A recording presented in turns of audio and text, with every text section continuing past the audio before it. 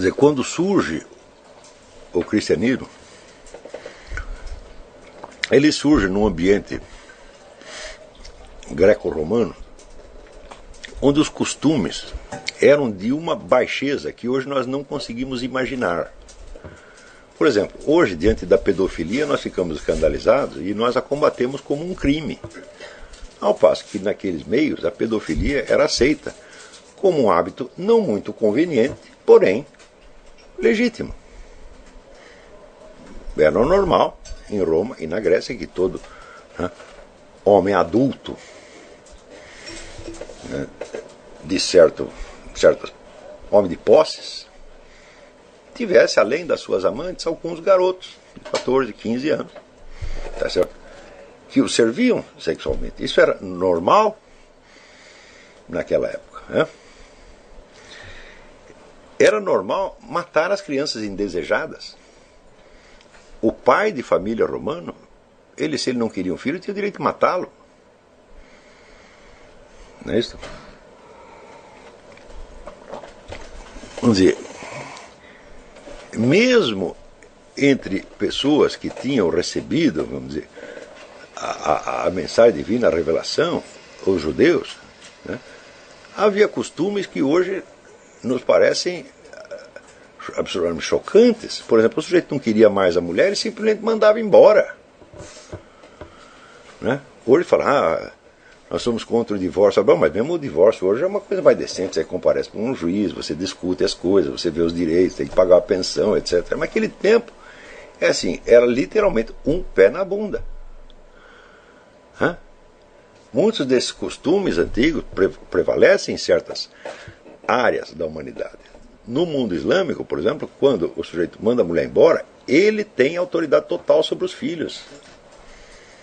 Se ele não quiser, a mulher nunca mais vê os filhos. Entendeu? Então,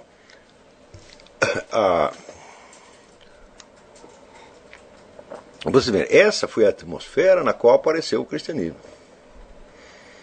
Isso quer dizer que você tinha a pressão do Estado e da sociedade em favor de hábitos e costumes que o cristianismo condena. Passados 2000 anos, muita coisa da moral cristã se incorporou nas leis e no próprio Estado. Está compreendendo? De modo que a infração, que independente da sua religião pessoal, a infração dessas leis morais traz a você um castigo terrível. Por exemplo, se você pratica pedofilia, você está desgraçado. Você não precisa ser cristão para isso. A polícia vai te perseguir de qualquer maneira. E os seus vizinhos vão te rejeitar. A sua mulher não vai querer mais olhar para a sua cara. Você está desgraçado. Não é isso? Do mesmo modo, o adultério, que é uma coisa, sem dúvida, muito menos grave do que a pedofilia.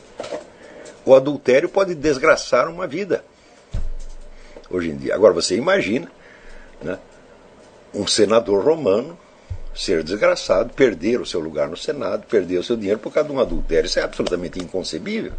Ele cometeu o adultério, 2 adultérios, 3 adultérios, manda a mulher calar a boca e pronto. Né? Um filho ilegítimo pode desgraçar uma vida.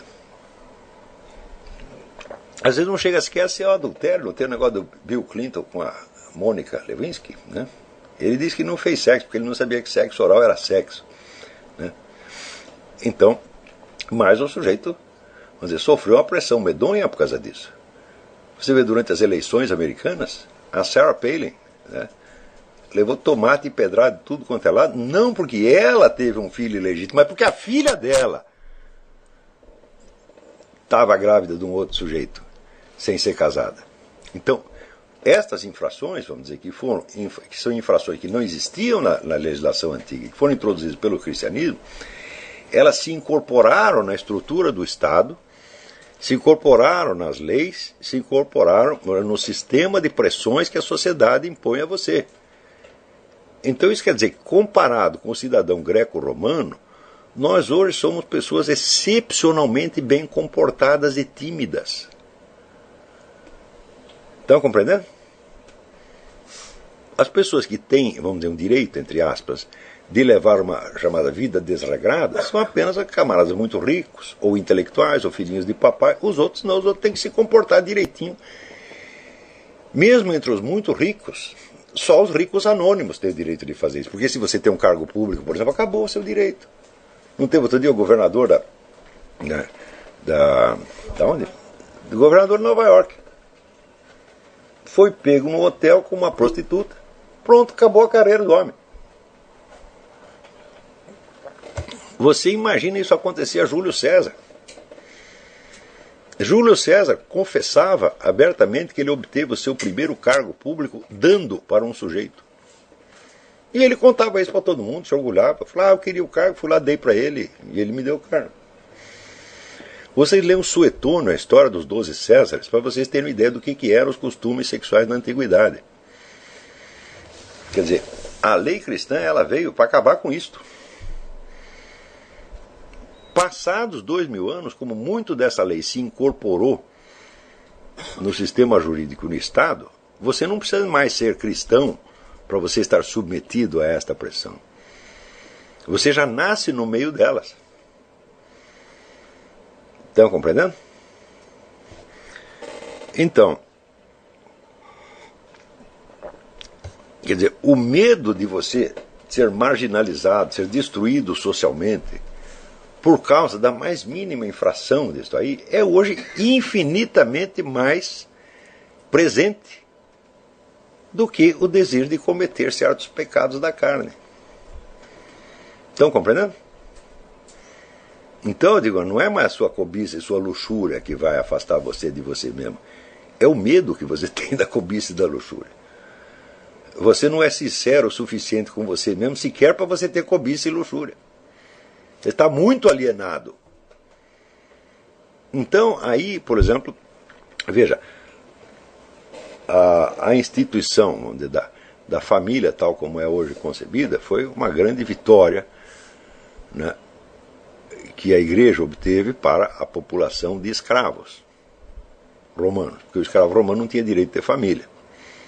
Para eles procriarem, assim, uma vez por ano, juntava, né, um bando de homem com um bando de mulher, era uma macro suruba, tá certo? E daí nasciam as crianças e ninguém sabia quem era filho de quem, tá certo? E portanto você, não tendo família, seus filhos não tinham direito à herança. Isso aí durou séculos. Então a igreja insistiu que as pessoas pudessem, as pessoas, vamos dizer, de muito baixa extração social, ou os soldados inimigos feitos prisioneiros, ou qualquer pessoa que vivesse a condição de escravo pudesse ter família. E isso foi, evidentemente, uma grande conquista para essas pessoas.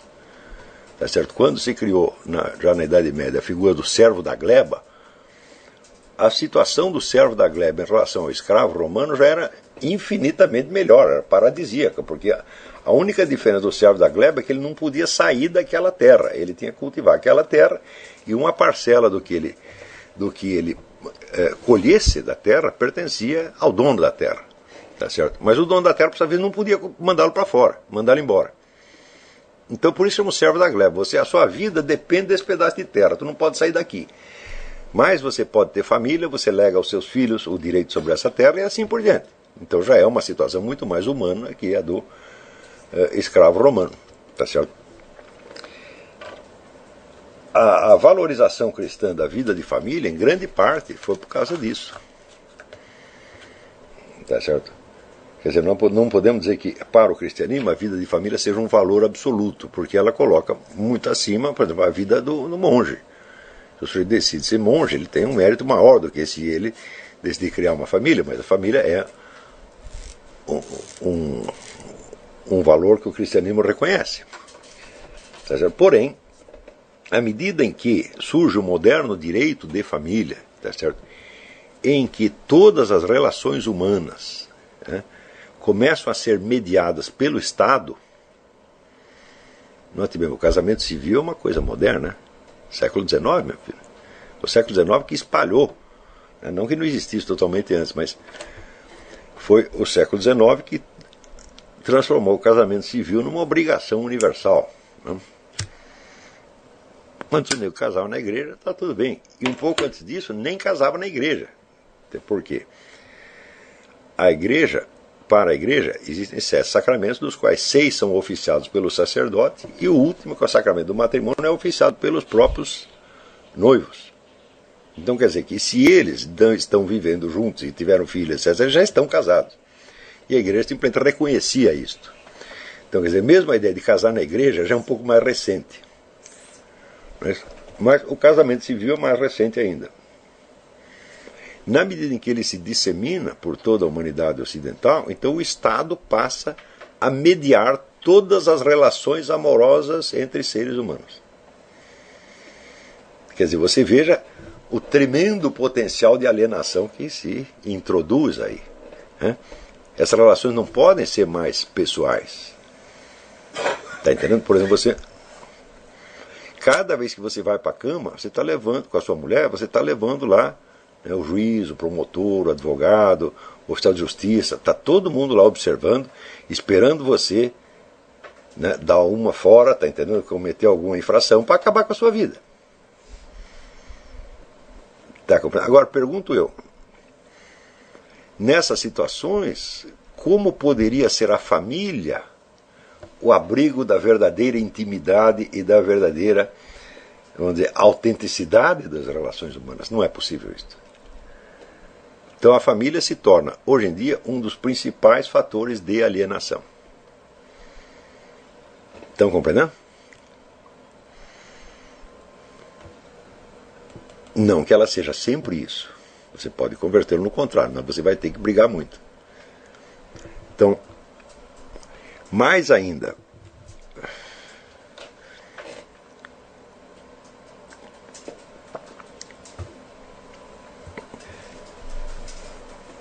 vários elementos da moral cristã que se incorporaram na legislação civil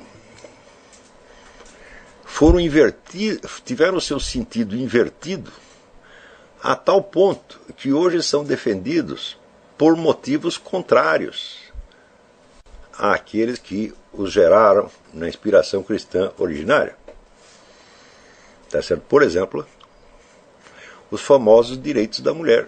A mulher tem direito a isso, mais aquilo, mais aquilo, mais aquilo. Aqui nos Estados Unidos, por exemplo, a mulher pode pedir divórcio do sujeito sem alegar nada. Ela não precisa alegar coisa nenhuma, simplesmente não quero mais. Então, se ele tem uma família até dia tal, no dia seguinte ele não tem mais. E ela faz isso porque ela é cristã? Não, ao contrário. Está compreendendo? Quer dizer que aquilo que apareceu como um valor cristão, de defesa da família, porque a família simboliza as relações entre a igreja e nosso Senhor Jesus Cristo, adquire um valor autônomo, tá certo? E passa a funcionar movido pelos valores contrários. Quer dizer, a vaidade feminina, o orgulho feminino, o desejo feminino de poder, tá certo? Sustenta a família hoje. Está compreendendo? Note bem, qualquer pai de família, ele se sente obrigado a manter um certo padrão de vida para a sua família, porque senão ele pode perder a família. É? Vocês já mediram o quanto isso é desumano? O sujeito simplesmente é azarado, ele não consegue um emprego bom, etc, etc. Então, chega uma hora que a mulher diz, estou com o saco cheio, eu não quero mais este pobretão. Né? Vai no juiz e avisa, ó, estou indo embora. Você já imaginou o poder de pressão alienante que esta mulher tem sobre o marido? É uma coisa terrível, né? Está entendendo? Do mesmo modo, mais forte até do que a pressão da família, é chamada pressão dos pares. A pressão dos colegas, sobretudo quando você é jovem, na escola. Aí eu não preciso dizer muito, porque eu consegui resumir tudo em uma lauda e meia no artigo O Imbecil Juvenil. Não é isso? Então, o jovem, 14, 15 anos, ele teme infinitamente mais a opinião dos seus colegas, porque ele sabe que deles depende o seu futuro, é entre as pessoas desta geração que ele vai desenvolver as suas atividades. Ele teme muito mais os seus colegas do que os seus pais, do que a autoridade dos pais. Mas ainda os pais nunca estão contra ele, os pais só, vamos dizer, só querem defendê-lo no fim das contas, tá certo?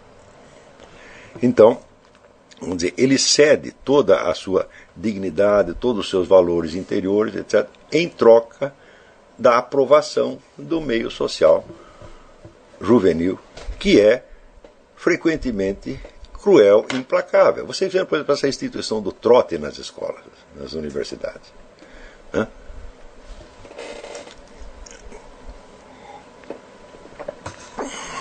Então, é uma coisa brutal, onde você tem que provar a sua subserviência, né, ao meio juvenil que te aprova ou te desaprova. Já viu algum pai fazer isso? Ó, meu filho, para eu aprovar você, para eu te dar a tua mesada, você precisa consentir que eu raspe seu cabelo, te pinte de verde, tá certo? Né? Passa alcatrão em você, encha você de pena de galinha, te faça de ridículo.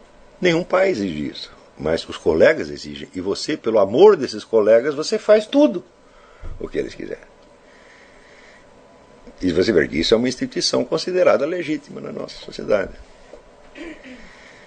Então, isso é para vocês medirem a quantidade de pressões alienantes que tem sobre vocês hoje. É uma coisa monstruosa.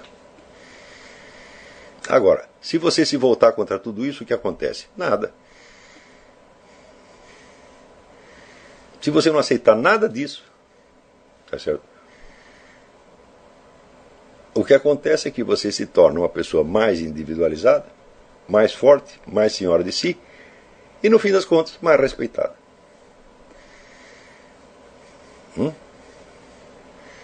É só, o castigo é esse, mas as pessoas não sabem, elas pensam que elas vão ser realmente destruídas.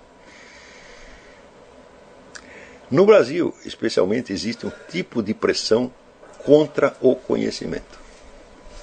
Se você começa a estudar, a ler, saber alguma coisa, né, o meio de pessoas ignorantes em volta se sente naturalmente, começa a sentir inveja. E expressa a inveja através do despeito, gozando a sua cara, rindo, oprimindo, etc, etc. E você, para conquistar o amor dessas pessoas que não valem nada, você desiste dos seus mais elevados sonhos e objetivos na vida. Eu já vi muito aluno meu ceder, parar de estudar, desistir de estudo só por causa disso. Por causa de uma namorada, por causa de um pai, de uma mãe, de uma coisa assim. Então, eu digo, primeira coisa, se os teus amigos exercerem essa pressão sobre você, largue esses amigos imediatamente. Eles não valem nada. Eles são gente perigosa, são gente maligna, não quer o teu bem, não são amigos. Você conquistará amigos melhores depois. Você pode ficar algum tempo sem ninguém, mas aguente, fique firme que você conseguirá amigos melhores. Hoje, você já tem uma situação muito melhor do que eu tinha no meu tempo. Por quê? Porque vocês têm uma comunidade, centenas de pessoas as quais vocês estão em comunicação através da internet, alguns pessoalmente, que lhes dão apoio justamente no sentido contrário. Não é isto? Então,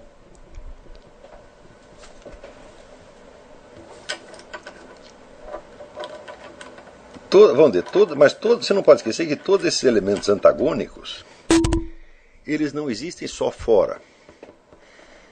Eles já foram internalizados, eles estão dentro de você. Né? Há, por assim dizer, uma voz interior sua que advoga em favor deles e contra você. E este é o problema. Você não precisa vencer a sociedade materialmente, você apenas precisa vencer, vamos dizer, o advogado dela que está falando dentro de você a favor dela e contra você.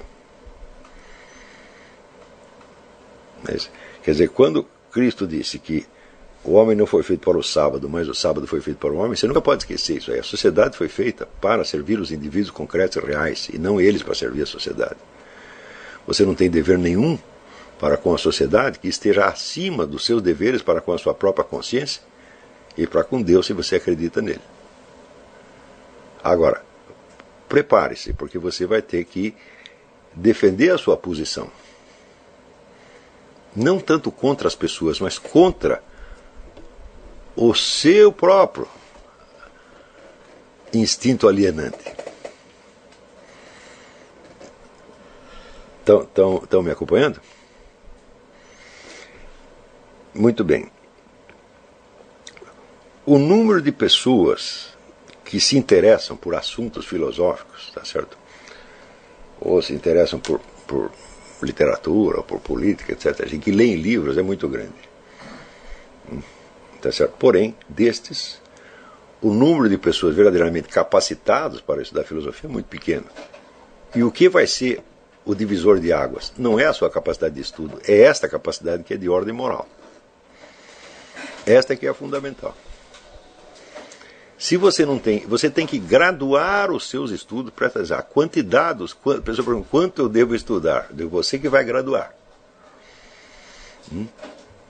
A sua capacidade de estudo e a sua quantidade de conhecimento tem que ser graduada conforme a força moral que você adquiriu. Não mais. Por quê? Se você continua, né, um sujeito que precisa da aprovação do seu meio social, que precisa da aprovação da sua família, que precisa da aprovação dos amigos, que precisa disso, mais aquilo, mais aquilo, mais aquilo.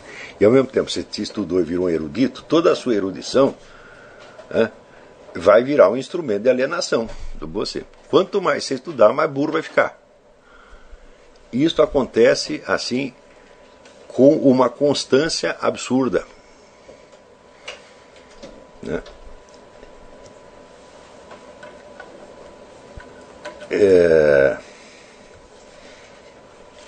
Eu tenho um aluno que uma vez me escreveu o seguinte: olha, eu estou lá estudando filosofia em tal lugar, assim, assim, assim, e o chefe do departamento é uma besta quadrada, é isso, mais aquilo, ele vive me impondo besteira, mas eu não falo nada, por quê? Porque eu preciso da assinatura dele para eu conseguir sei lá, uma bolsa não sei aonde. Eu respondi para ele: então tu não fale mais comigo. Porque se a tua carreira universitária é mais importante do que a sua integridade moral, você nunca vai ser um filósofo. Você vai ser mais um farsante. Você vai ser mais um, né, Zé Arthur Janotti, mais uma Marlene Chauí, mais um Emir Sader, mais um desses aí, tá entendendo? E note bem, não estou falando de pessoa da esquerda não, porque isso aqui é, vamos dizer, esse tipo de sacanagem não é monopólio da esquerda não, tá certo? Então,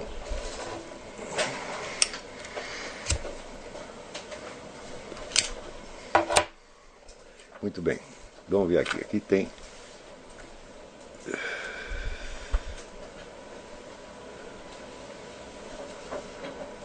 algumas perguntas, vamos ver aqui.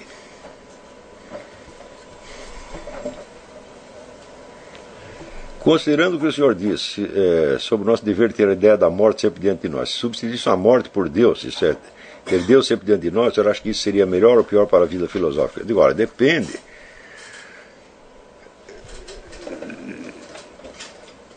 Depende de como você concebe esse Deus. Né? Porque a não ser que você seja um afortunado, né, ao qual Deus fala diretamente, né, você é Santa Teresa de Ávila, você é Santa Rita de Cássia, tá certo? Você é São Francisco de Assis, qual Jesus aparece e fala diretamente, não se esqueça que todo o seu diálogo com Deus está viciado pelas suas ideias a respeito de Deus. E pelas suas ideias a respeito da religião. Agora, a sua ideia da morte não pode estar viciada por nada, porque você sabe o que é morte. Você não sabe exatamente o que é Deus, mas você sabe que você vai morrer e que quando morrer não tem mais chance. Porque das duas uma, ou não existe nenhuma vida após a morte, daí acabou tudo e não há chance de você fazer mais nada, ou pior ainda, existe uma vida após a morte e você corre um sério risco de ir para o inferno. Então, a vida após a morte não é alívio nenhum. Eu acho muito engraçado quando esse pessoal ateu diz, não, eles criam uma vida após a morte para criar uma falsa esperança. Eu digo, mas como? O que está prometido para a maioria é o inferno, porra. Quer dizer, como é que isso pode ser um alívio? Né? Isso não é um alívio, é uma coisa horrorosa. Né? Então, eu não sugiro que você equacione essas coisas em termos religiosos, porque, em geral, as nossas ideias religiosas estão viciadas por todos os preconceitos do nosso meio.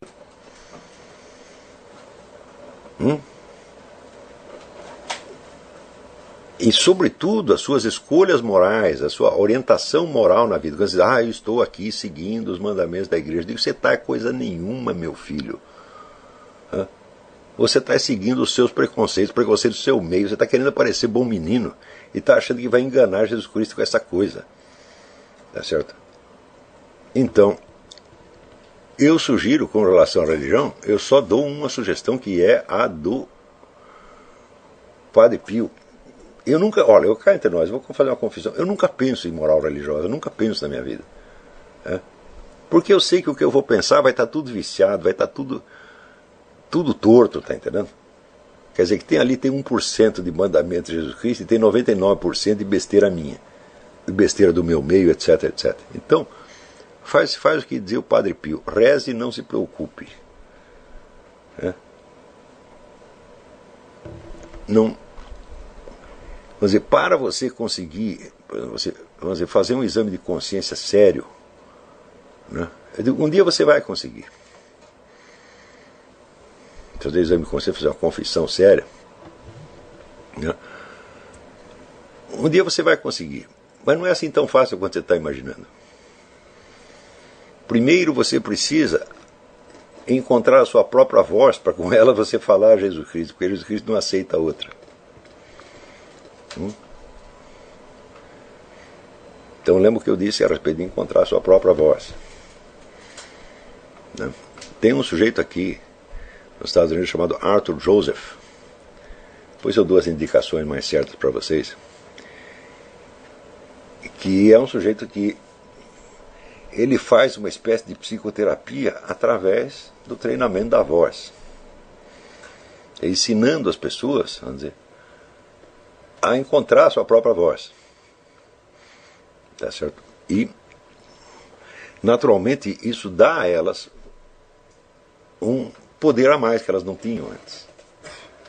Poder a mais sobre si mesmo e também sobre a sociedade. Tá certo? Eu não fiz o curso inteiro dele, eu apenas peguei algumas aulas por... Naquela época não tinha DVD, por fita de VHS. E eu achei aquilo uma verdadeira maravilha, né? Não pelo aspecto técnico da coisa, mas porque coincidia com preocupações. Eu tinha feito no congresso do IBH, Instituto Brasileiro de Humanidades, em Vassouras, Rio de Janeiro, eu tinha feito uma conferência sobre isso, encontrar a própria voz. E quando descobri as fitas do Arthur Joseph, eu fiquei maravilhado. Falei, mas o cara está fazendo exatamente isso, ensinando as pessoas a encontrar a própria voz, coisa que eu não sei fazer do ponto de vista físico. Eu estou usando o encontrar a própria voz, mas no sentido mais geral e até metafórico. Né? Encontrar a sua própria voz também é encontrar o seu estilo literário, a sua maneira de escrever. Não é isso? Então, tudo isso requer, vamos dizer, uma certa prática. Né? E tudo isso que eu estou dizendo é inspirado no verso do Antônio Machado, quien habla solo espera hablar a Dios un día. Quer dizer, primeiro você começa falando sozinho, depois você vai falar com Deus. Né? Então, você pode imaginar, né, Deus como alguém que você vai encontrar depois da morte. Mas o central é você lembrar que você vai morrer. Porque a ideia da morte é difícil de você corromper. Por quê? Porque você morre de medo dela. Não é isso? E porque você sabe que você não tem chance depois dela. Porque se você for ateu, você vai para o nada. E se você for cristão, você vai para o juízo final. Nenhuma das duas coisas é propriamente uma delícia. Né? Então, por isso é que eu não aconselho isso, que isso seja feito com, vamos dizer, a imagem de Deus. Tá certo? Eu vejo, por observação, eu vejo muitas vezes, eu imaginava, né, Jesus Cristo fazendo de mim cobranças que o meio social imediato poderia fazer. Até eu perceber que aquilo não era Jesus Cristo, que era a minha própria estupidez falando. Foi um tempo. Na verdade, foi depois dos 40 anos que eu percebi isso aí. Depois de ter pensado nisso a vida inteira. Quer dizer, não é fácil isso, né? Aqui. Outra pergunta aqui. Professor, não entendi na terceira aula a relação que o senhor faz entre essa imagem do eu ideal para a orientação moral do indivíduo e a questão da conversão entre os princípios e normas gerais para questões específicas. É claro que esse eu ideal leva em conta a condição do sujeito meio em que vive, mas não deixa de ser uma imagem geral também, que vai ter de ser adaptada a várias questões específicas que vão surgindo no dia a dia. Peraí. Note bem. O que vai ser confrontado com essas questões específicas não é o seu eu ideal, é você mesmo. Este ideal do eu que nós tratamos de desenhar para nós mesmos no exercício do necrológio é apenas um dos dados do problema, mas quem vai ter que se posicionar é o seu eu real, que é concreto, individual e intransferível. Então a sua imagem, vamos dizer, do eu, ela pode, como diz você, essa imagem do eu ideal, ela também é genérica. Você tem razão, porque ela é genérica ainda, porque ela ainda é apenas um modelo de vida que você gostaria, tá certo, de que fosse transmitida aos seus pósteros depois da sua morte. Ela é apenas isto. Mas, ao longo do tempo, você a irá convertendo na matriz dos seus verdadeiros esforços. Quer dizer, esse seu eu ideal ele vai se ficar cada vez menos genérico, cada vez mais individual. A hora que você começar a ser realmente quem você quer ser, esta imagem se individualiza. Está compreendendo? Então, quando eu coloquei o problema da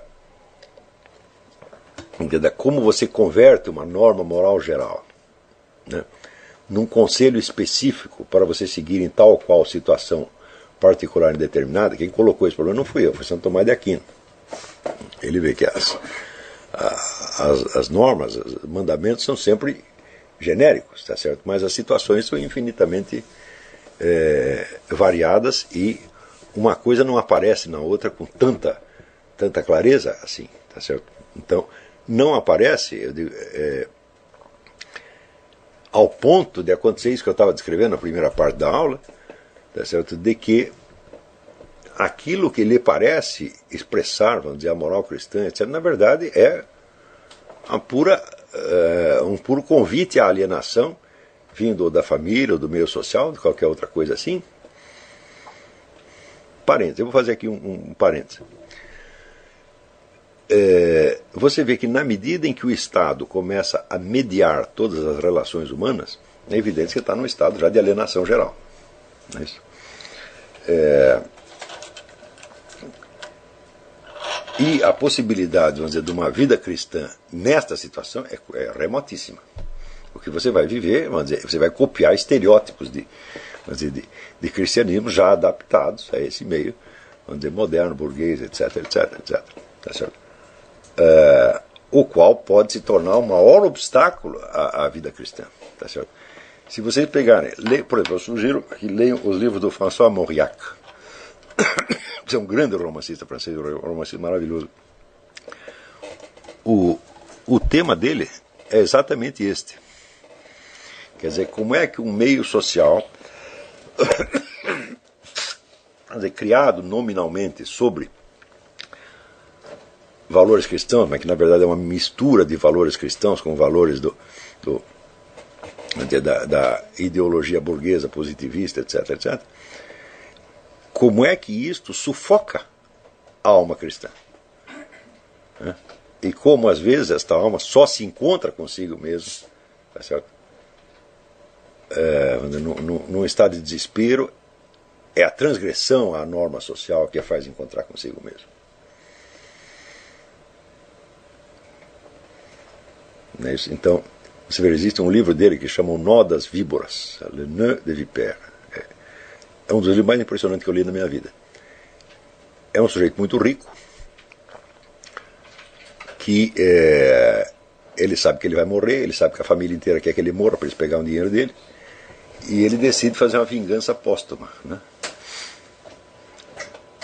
Ele pega todos os títulos, as ações, etc., transfere para outra pessoa, né?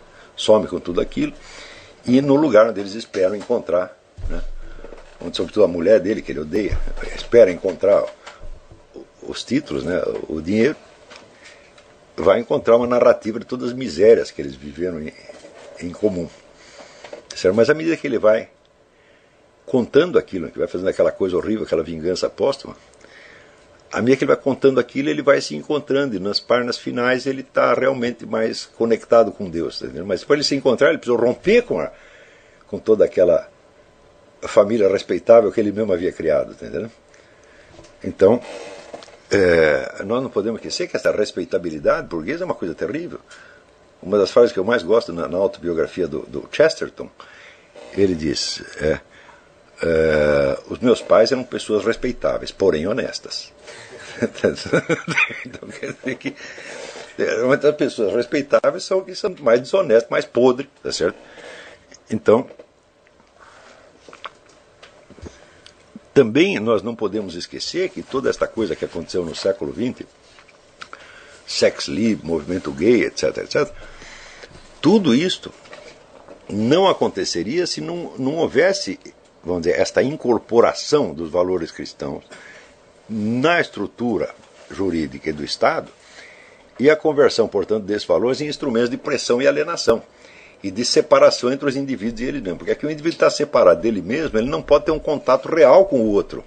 Só existe encontro verdadeiro dos corações quando cada coração está sintonizado com ele mesmo. E se você não é capaz de ser sincero com você mesmo, como é que você vai ser sincero com a outra pessoa? Tá certo? Então daí surge todo aquele problema que durante muito tempo foi tratado pelos existencialistas como incomunicabilidade.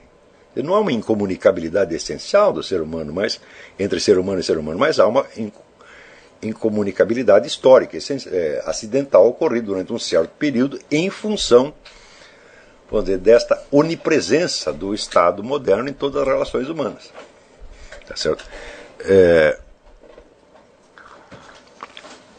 Então aí, às vezes, a busca, de um desregramento sexual total é uma maneira que o sujeito encontra de ele quebrar essa carapaça. E às vezes isso até funciona. Não funciona para todo mundo. Por quê? Aí é que está o negócio. Quando o sujeito rompe com a sociedade, é porque ele acha que ele é melhor que a sociedade. E ele não é, porque a sociedade está dentro dele. Tá certo? Então, vamos dizer, é uma revolta contra a alienação e a inumanidade por parte de um sujeito que também é alienado e inumano. Ele não é melhor que a sociedade, esse que é o ponto.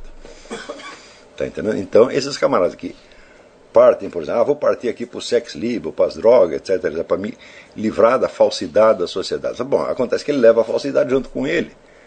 Então ele vira uma pessoa até mais falsa, mais postiça e mais artificial do que a sociedade da qual ele partiu.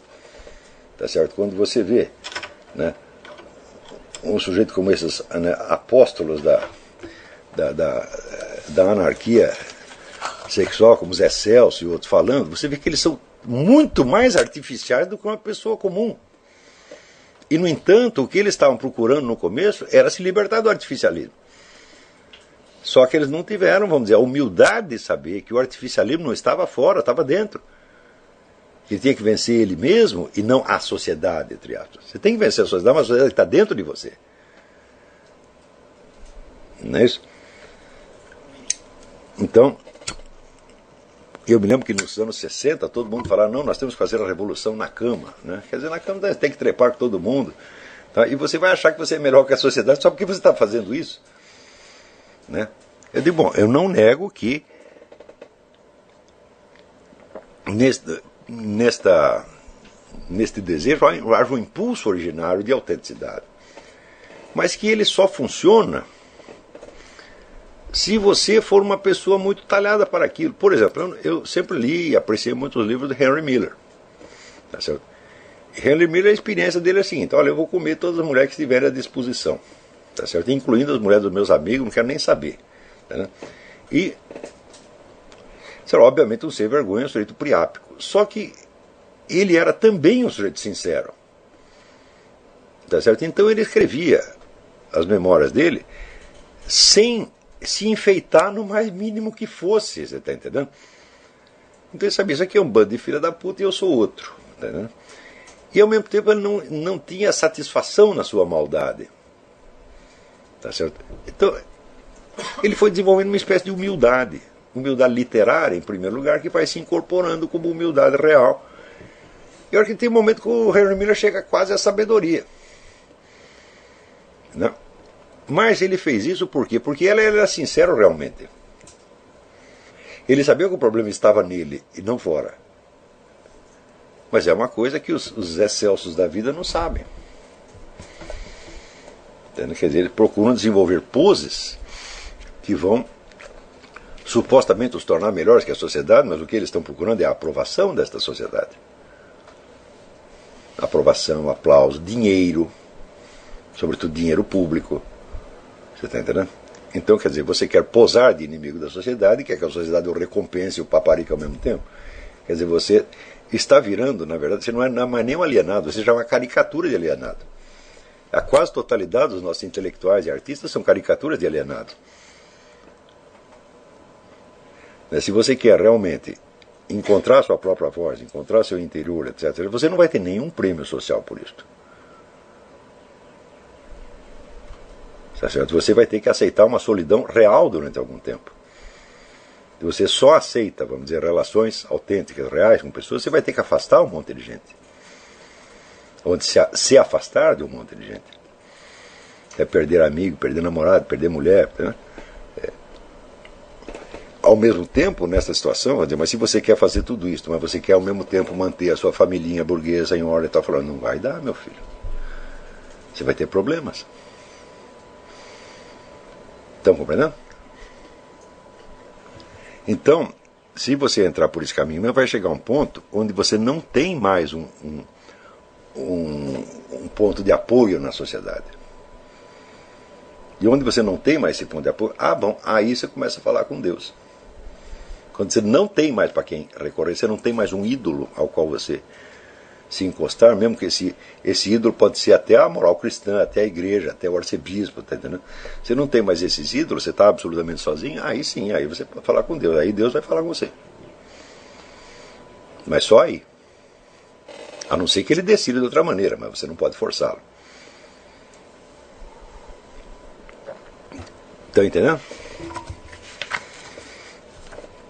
Vamos lá. Aqui, a Luiz Dantas fala: cada dia sinto que estamos no caminho. Obrigado pelo curso. Obrigado eu. Se o desenvolvimento da consciência filosófica depende necessariamente da certeza de que no momento da nossa morte deveríamos ter construído a nossa vida da melhor forma possível, pois após esse evento nada mais é possível fazer por nós, poderíamos afirmar que as pessoas que comungam das doutrinas encarnacionistas teriam dificuldade na prática filosófica? De meu filho, se você chuta qualquer problema da vida atual para a próxima, você já está na alienação completa. Está entendendo?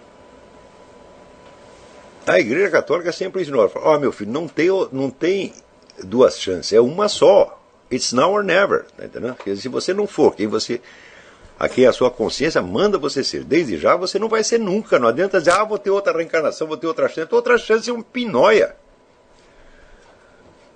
Tá entendendo? Por quê? Vamos supor até que você fosse reencarnacionista. Eu falo, então você está chutando os problemas para... Vamos ver se a crença no reencarnacionismo melhoraria isso aí. Falo, mas quem disse que na próxima encarnação você vai ter mais chance? Pode ser que você tenha menos, meu filho. Então, mesmo minha crença na reencarnação não resolve o seu problema. Mesmo essa, diz, bom, it's now or never. Você corre o perigo de você reencarnar como lagartixa ou como barata. Está entendendo? Então, ou como um sujeito ainda mais idiota do que você é agora, então, convém, mesmo sendo reencarnacionista, convém não arriscar. Você está entendendo?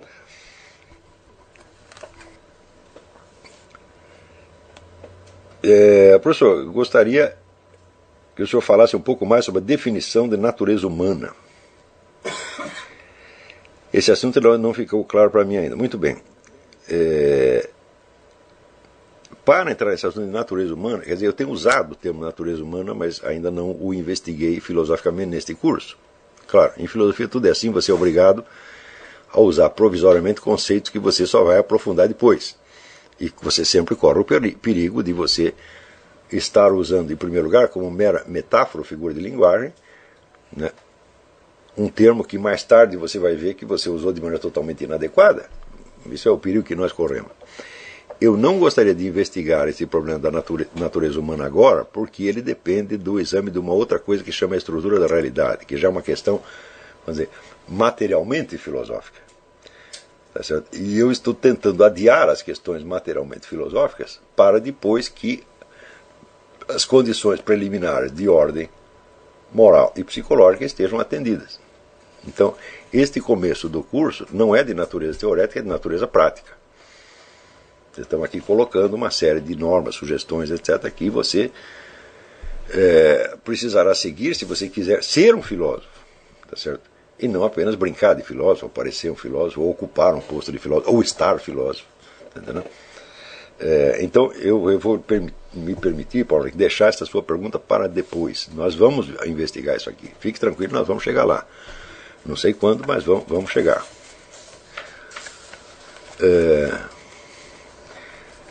Aqui, Conrad Scorciapino. Olá, você poderia discutir um pouco sobre como se deve criar um programa de estudos de literatura? Como ninguém consegue ler tudo aquilo que julga interessante, surge uma tendência a priorizar algumas leituras em detrimento de outras. Talvez seja uma boa ideia ler sobre um tema que interessa, por exemplo, o amor visto por vários ângulos e autores. Talvez seja interessante priorizarmos autores mais famosos. Bom, muito bem.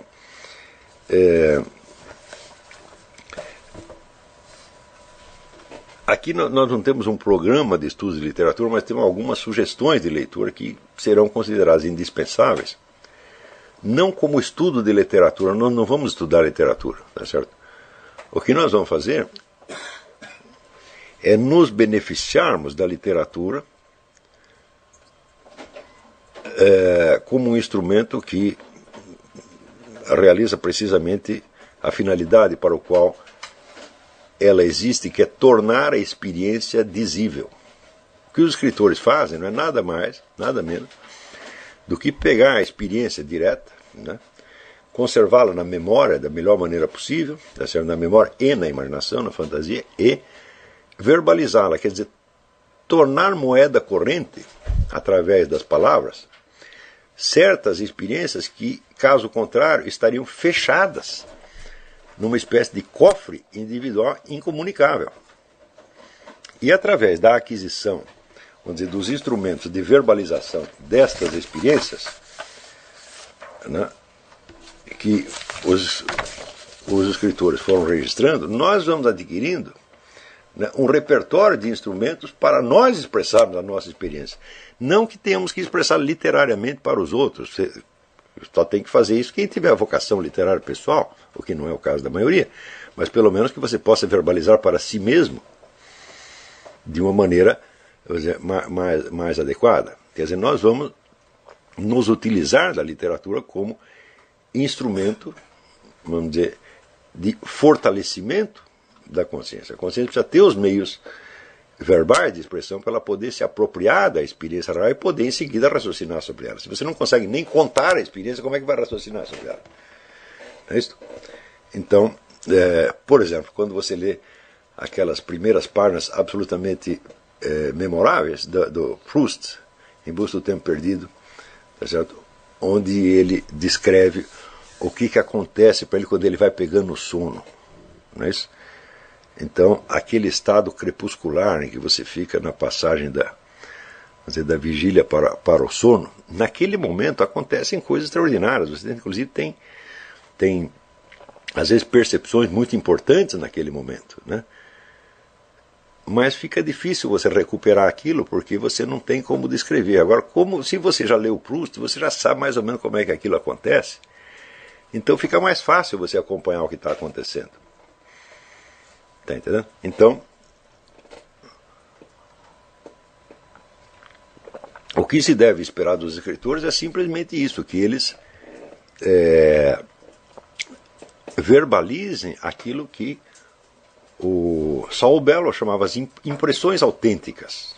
Porque o mundo está cheio de pessoas que têm opiniões, ideias, etc, etc. Que eles chamam os intelectuais, né? Os intelectuais vivem dando ideias, né, que já não servem para nada. Mas tem algumas pessoas que, em vez de fazer isso, o que fazem? Elas registram, expressam impressões autênticas. Então, esses são os verdadeiros escritores.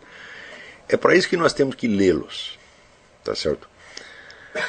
O estudo específico, o estudo especializado da literatura já é outra coisa.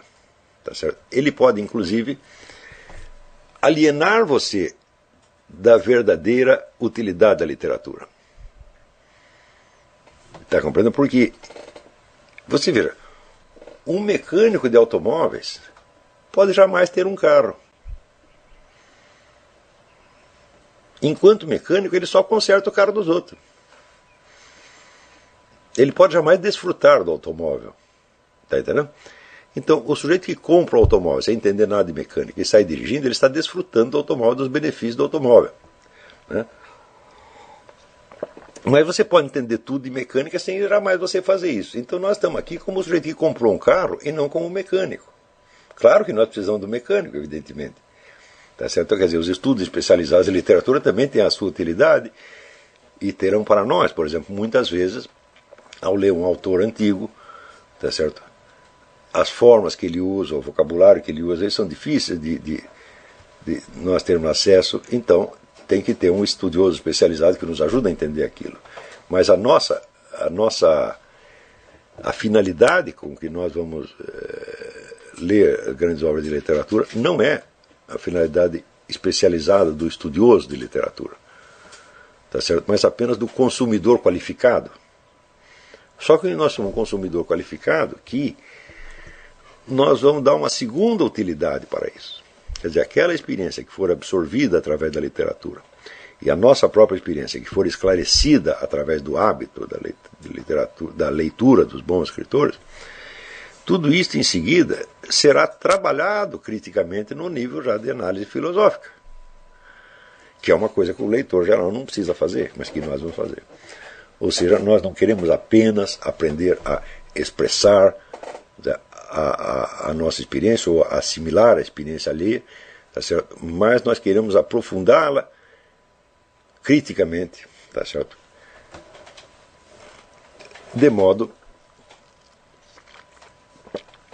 a extrair dela algum conhecimento efetivo e universalmente válido. Essa é a nossa ideia.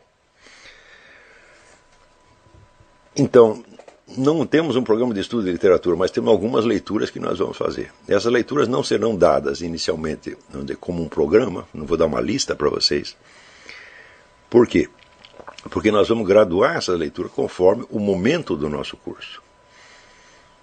Para aquilo que for necessário, vamos dizer, o acesso a certas experiências interiores que seja útil para aprofundarmos o tema que nós estamos falando aqui agora, tá certo? Podem ser recomendados aqui, tá certo? Mas não como experiência literária, propriamente no sentido profissional da coisa, tá certo? E sim apenas como documentação da experiência humana. Nesse, aliás, se vocês quiserem, existem na literatura brasileira vários documentos importantes sobre esses fatores alienantes que separam o indivíduo de si mesmo. Tá certo? Por exemplo, o famoso livro do Lima Barreto, Recordações do Escrivão Isaías Caminha. É um menino ingênuo do interior que vai para a cidade e que ele quer ser um escritor e tal, e que ele procura um caminho no jornalismo. E ali ele encontra somente, vamos dizer, alienação, corrupção, mentira, etc. Ele acaba sendo esmagado pelo meio. Eu sugiro que vocês leiam isso. Um outro livro da literatura brasileira, também interessante, é O Feijão e o Sonho, de Orígenes Lessa. Que também é a mesma coisa, um homem de classe média baixa, que ele sente um apelo da vocação literária, mas tem a pressão da mulher, a mulher está grávida, ele precisa trabalhar nisso. Quer dizer, é um problema banal, na verdade, né? Encarar, vamos dizer, esse confronto entre, vamos dizer, o apelo da interioridade é visto ali através de um símbolo. Esse símbolo é o quê? A profissão literária a que o sujeito aspira. Na realidade, a oposição que existe entre a necessidade de ganhar a vida e a ambição literária são dois símbolos. Quer dizer, um simboliza a aspiração interior do homem e o outro os fatores alienantes. Note bem que esses próprios símbolos podem se transformar em elementos alienantes. A vocação literária, a profissão literária é um elemento alienante também por si. Mas, na leitura que vocês vão fazer, não precisa levar isso em conta. Leva em conta apenas que a ambição literária do sujeito é uma expressão de quem ele quer ser, efetivamente. E que existe, no caso, um obstáculo de ordem econômica, né, econômico-social, que pesa sobre ele. Tá certo?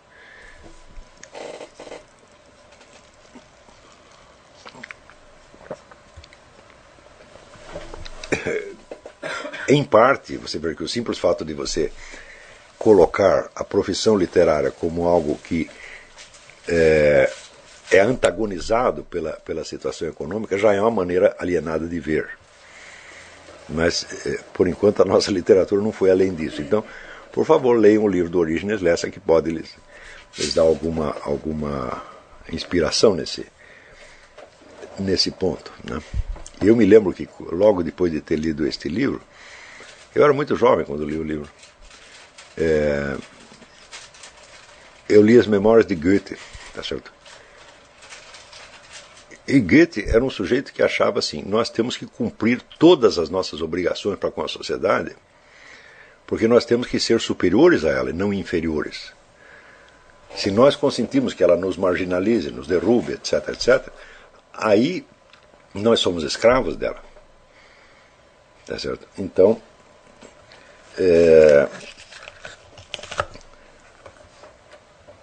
eu me lembro que nessa época eu tinha uma amiga, era uma moça muito bonita e que era muito dada, né?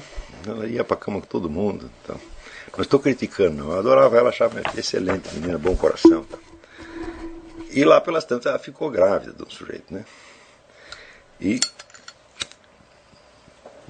o sujeito decidiu que não ia assumir o filho, não ia dar ajuda nenhuma para ela, porque ele queria seguir uma carreira artística.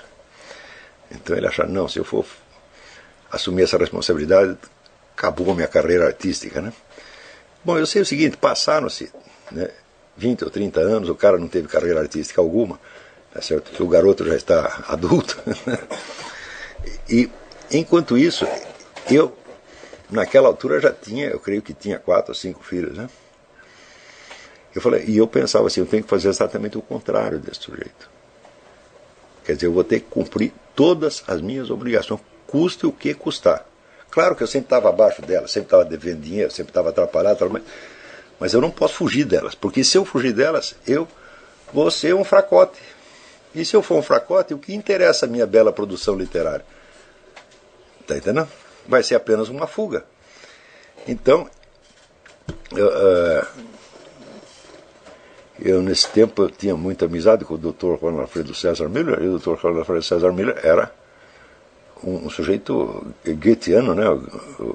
A ética que ele seguia era do Goethe, né? Baseado em 3 coisas. O homem deve ser digno, prestativo e bom, né? E o Dr. Miller era a encarnação dessas 3 coisas, era digno, prestativo e bom. Então, lendo ali Goethe, eu vi e falei, pô, isso aqui é importantíssimo. Você não pode fugir das suas obrigações sociais, nenhuma. Claro que às vezes você cumpre imperfeitamente, mas você não pode fugir delas. Porque se você fugir, você se enfraquece. E se você se enfraquece, é aí que você se torna vítima inerme da pressão. Tá entendendo? Então você tem que se esforçar para você ser mais, tentar fazer o máximo para que você seja mais forte do que a pressão da sociedade, não mais fraco. Jamais uma vítima. Né? Já vai dizer, eu gostaria de estudar, mas eu não tenho tempo, eu tenho que trabalhar. Fala, é vagabundo, tu vai trabalhar, estudar, e vai pagar todas as tuas dívidas, sustentar tua família, e não me enche o saco, e você vai estudar de noite, e se vier com reclamação, vai levar porrada. Porque eu não tenho dó de você, porque eu sempre fui um sujeito pobre. Eu nunca tive quem me ajudasse, pô. Eu tive que fazer tudo isso sozinho e fiz. Se eu, que sou um merda, fiz, por que você, que é um gostosão, não pode fazer? Tá certo? Então não vem querer que eu fique com dó. Você não vem dizer que você não tem tempo de estudar. Porque se você estudar meia hora por dia, todos os dias, você vai virar um erudito. Eu nunca recomendei que ninguém estudasse mais de 3 horas por dia. Mesmo que você tenha o tempo todo livre, estudo é 3 horas.